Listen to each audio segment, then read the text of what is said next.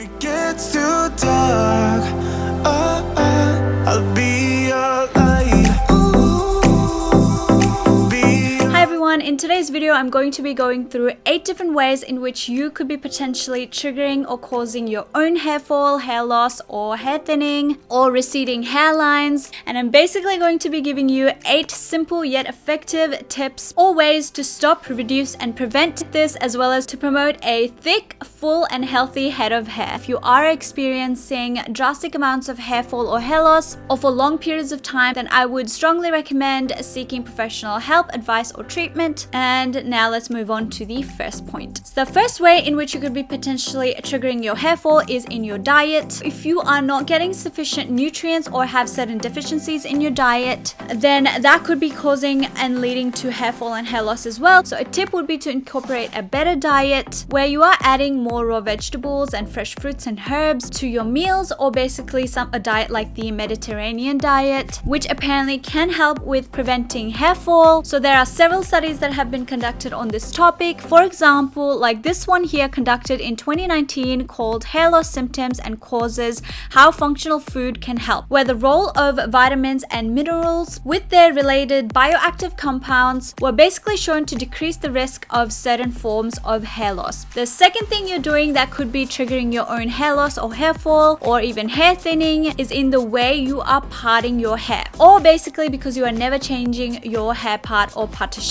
This is something that I'm guilty of myself as well. I basically never change my hair part, but I have slowly started to change it up in order to avoid receding hairlines and hair thinning or hair loss. This can basically be prevented by occasionally switching up your hair part and combing your hair in the opposite direction from where you would normally part it. The third thing that could be causing your hair loss is basically stress. So basically when you are experiencing mental or physical stress in your body releases the hormone cortisol that can basically affect the hair follicle and then result in hair shedding or hair loss. So the way in which you can prevent this would be to try and manage and reduce your stress, which is obviously easier said than done, but a few ways in which you can accomplish this is by engaging in breath work or deep breathing, doing something you enjoy, and taking some time out for rest. Seeking professional help such as therapy, self-care practices would definitely help you reduce and manage stress. The fourth point that could be a potential for hair loss is because you're not eating enough protein. Having too little protein in your diet could potentially lead to hair loss. In order to prevent this, you can add more protein to your diet, whether that is through vegetarian sources such as beans, spinach, yogurt, or non-vegetarian means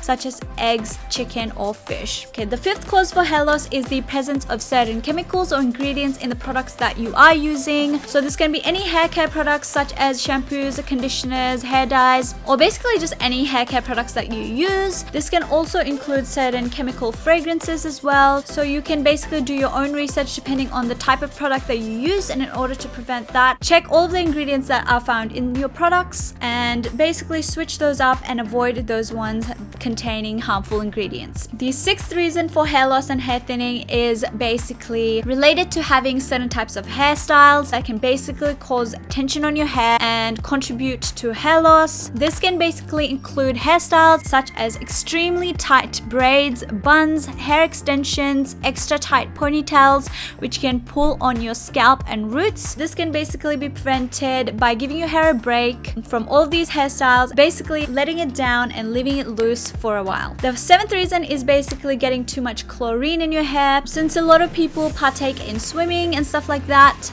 the pool chemical can basically be damaging to your hair by basically removing and stripping it off of its natural oils, and basically also weakening the chemical bonds found between the hair fibers, which basically leaves your hair more prone to dryness, breakage, and hair fall. This can be prevented by using a good moisturizing conditioner and moisturizing shampoo, then rinsing your hair clean before and after you're swimming, and wearing a good quality swim cap to protect your hair whenever you do go swimming. The last and final but also important reason for your hair loss is being too rough or vigorous with your hair, whether that is when you're washing your hair, drying your hair, or combing and brushing your hair. This can basically, oh my god, this can basically be quite destructive to your hair cuticles or the outside layer of the strands of your hair and can cause hair fall and hair breakage. In order to prevent this, just basically start being mindful when dealing with your hair, whenever you are washing or brushing your hair, and also to pat dry your hair rather than rubbing it, or whenever you're drying your hair with a bath towel. And then you can also use a good hair conditioner so that your hair cuticles are all nice and well protected. Alright, that's basically all the tips I have for you today, but I hope they were helpful to you. Thank you so much for watching, and I'll see you in my next video.